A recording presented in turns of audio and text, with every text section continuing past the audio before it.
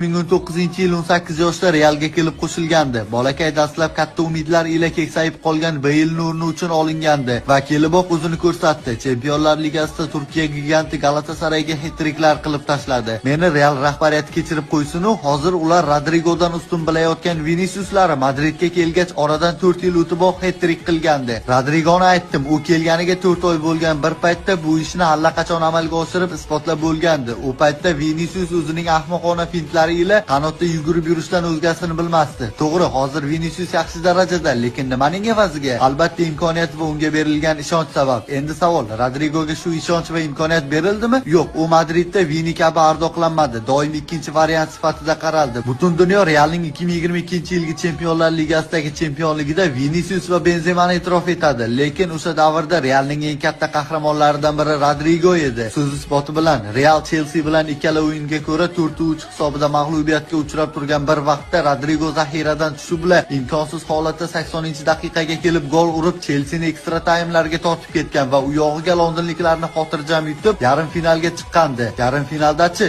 yana o'sha ahvol. Real yakunda umumiy hisob bo'yicha 5-3 hisobida mag'lub bo'lib turgan holida umidsizlik ila Ancelotti Manchester Cityga qarshi Rodrigoni tashladi. Lekin qandaydir 2 daqiqa ichida ikkita gol urib butun Madridni o'sha umidsizlik qa'ridan yuksaklikka parvoz qildirgan kim edi? Aynan Rodrigo edi.